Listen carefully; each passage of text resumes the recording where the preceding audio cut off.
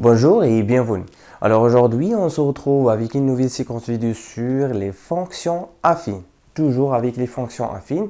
Maintenant, on va voir une autre astuce, donc un autre exercice, une autre question, dans laquelle on cherche à déterminer l'expression d'une fonction affine passant par deux points, connaissant les coordonnées de ces deux points. Alors ici, nous avons une fonction affine, telle que sa représentation graphique passe par le point A d'abscisse 2 d'ordonnée -1 et il passe aussi par le point B qui d'abscisse -3 et d'ordonnée -4. Alors pour répondre à cette question, il faut donc que l'on suive deux étapes. Donc la première étape consiste à déterminer le coefficient A et la deuxième étape consiste à trouver l'ordonnée à l'origine. Voilà, en général ici, parce qu'ici c'est une fonction affine, alors pour répondre à cette question, on indique qu'ici nous avons une fonction affine. Alors une fonction affine s'écrit en général, on a f est une fonction affine. Alors, une fonction affine s'écrit en général sous la forme f de x est égal à x plus b. Voilà, on écrit alors f de x est égal à x plus b.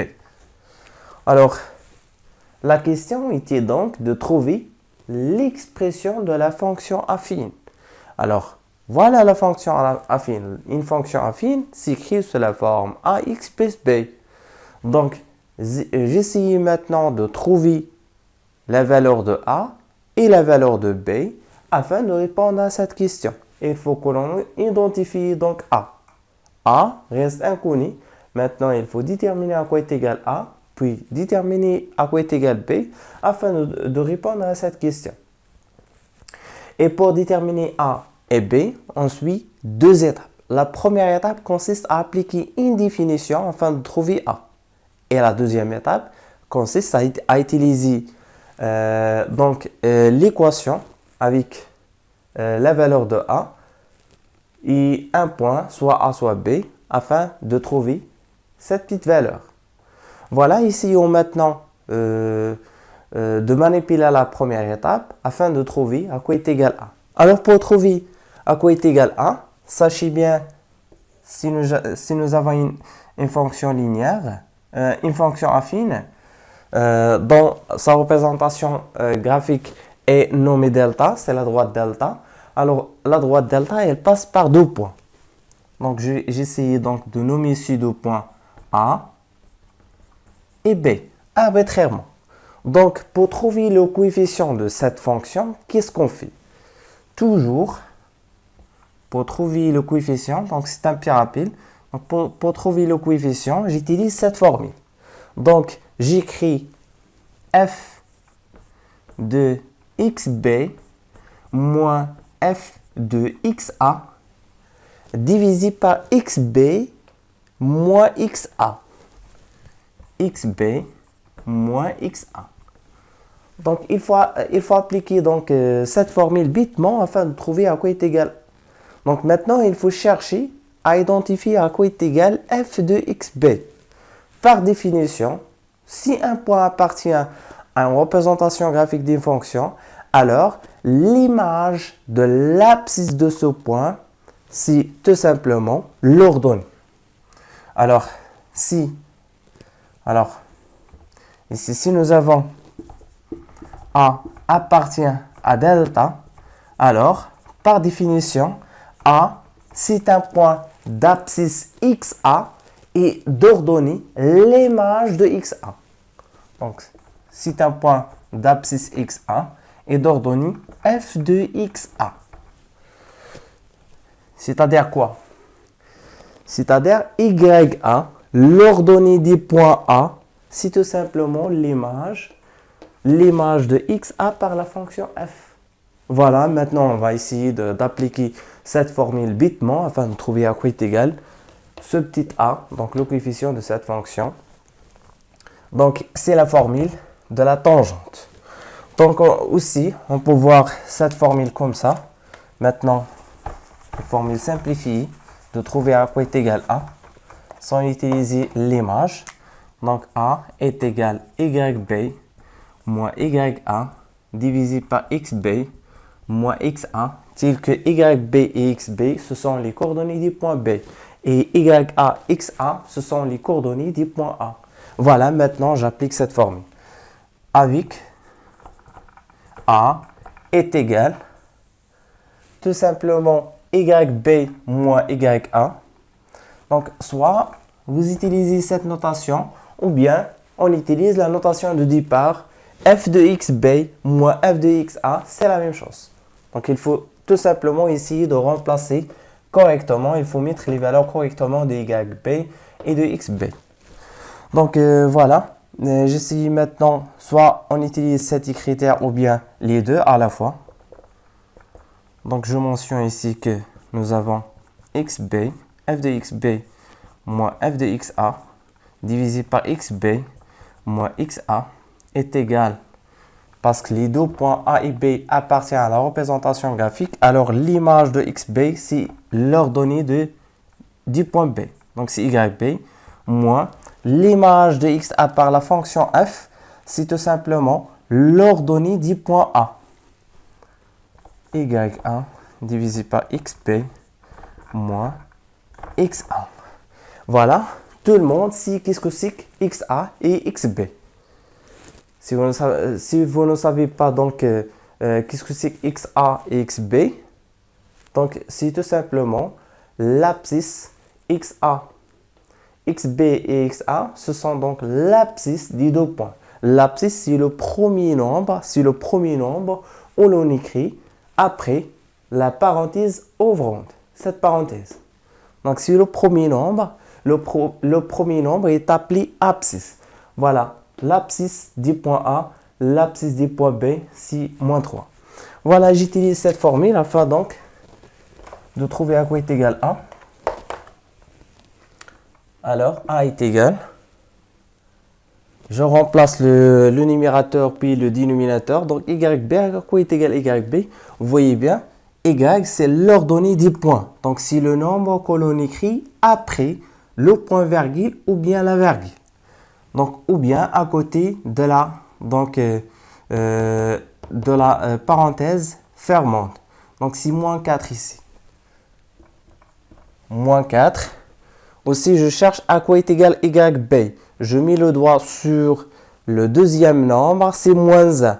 Mais n'oubliez pas le signe moins ici. Donc, ici, nous avons deux signes moins. Donc, j'écris d'abord le signe des formules. Donc, ici, au départ, nous avons un signe moins. Voilà. Et YA, le deuxième nombre, il contient un signe moins. C'est pour cela que je dois le mettre entre deux parenthèses, afin de ne pas confondre les deux signes. Voilà, et par la suite, XB, c'est tout simplement le premier nombre du point B, qui est écrit juste après la parenthèse ouvrante, c'est moins 3. Moins 3, n'oubliez pas moins de la formule. Donc, le signe moins ici, moins. Avant d'aller chercher donc le deuxième nombre, il faut mettre le signe moins. Puis, XA, à quoi est égal XA? Heureusement, c'est un nombre positif. Voilà. J'utilise pas cette fois-ci les parenthèses parce que tout simplement, c'est un nombre qui est positif. Voilà. Maintenant, j'effectue le calcul. Ici, nous avons la parenthèse. La parenthèse se traduit par la multiplication. Or, moins multiplié par moins, c'est plus. Voilà. Je traduis ici donc le calcul.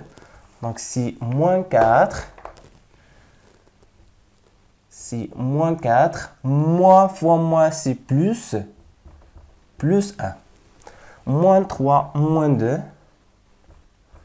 Moins 3, moins 2, c'est tout simplement moins 3 plus 2.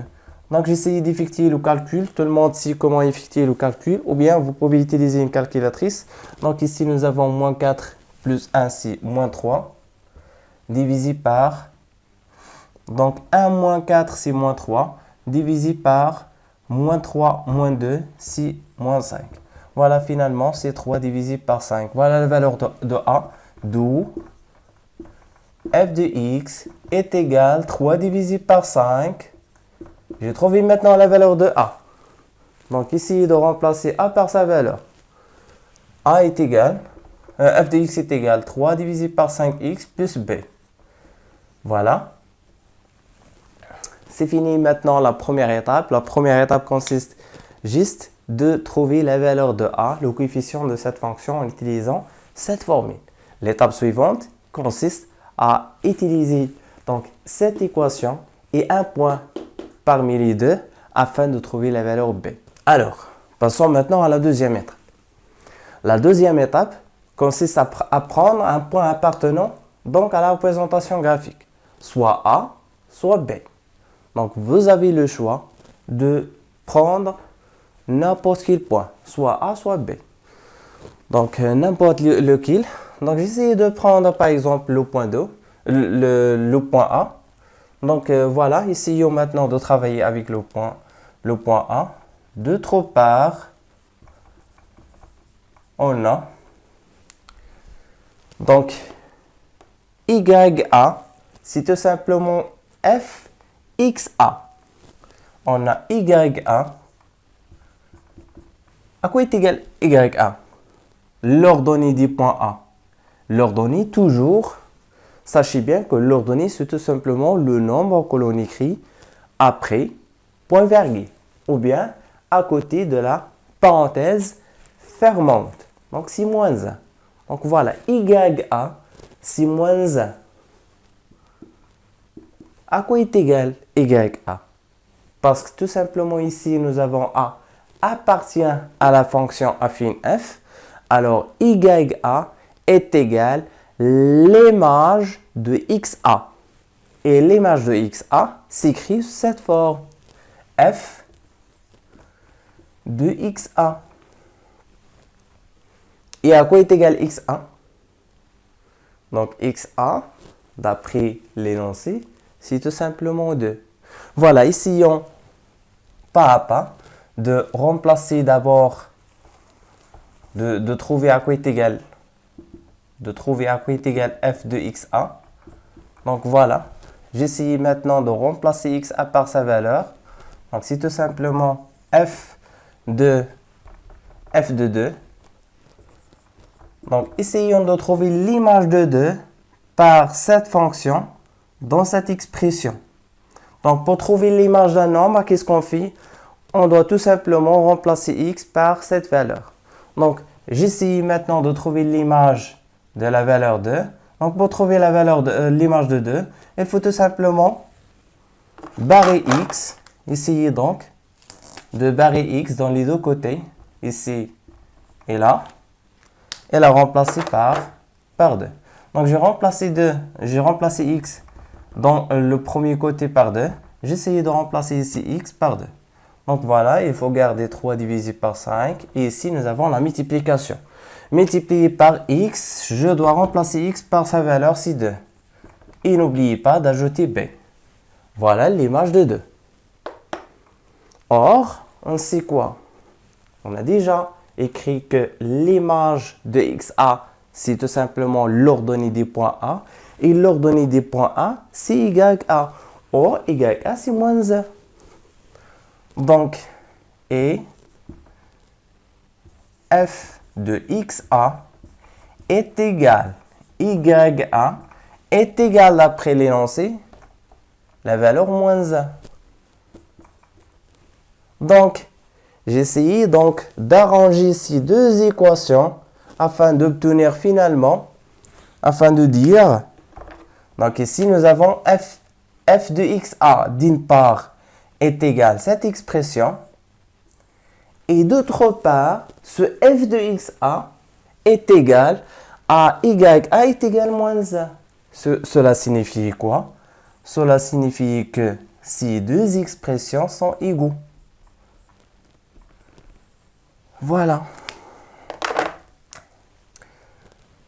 Alors, 3 divisé par 5. 3 divisé par 5 fois 2. Donc, 3 fois 2 divisé par 5 plus b est égal à moins 1.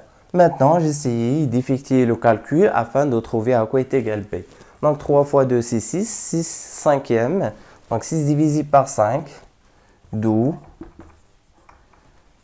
Donc j'effectue le calcul étape par étape. 3 fois 2, c'est 6. 6 divisé par 5 plus b est égal à moins 1. Donc je cherche maintenant à isoler b. Donc c'est une équation facile à résoudre. Il faut tout simplement déplacer 6 cinquièmes de l'autre côté et changer donc le signe de ce nombre. D'où il vient. Donc b est égal, je garde moins 1 à côté, donc, et je déplace ce nombre de l'autre côté, mais il faut changer le signe. Donc voilà, j'ai essayé maintenant d'effectuer ce calcul. Il faut tout simplement rendre au minimum dénominateur cette expression, moins 1. Donc,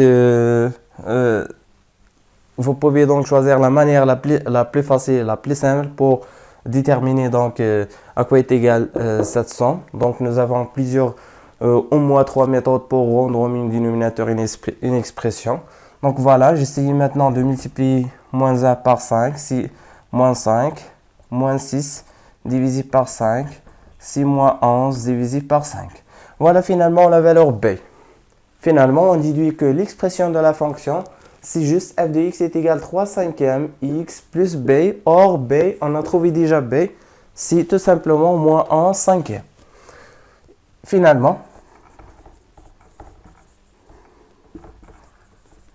on trouve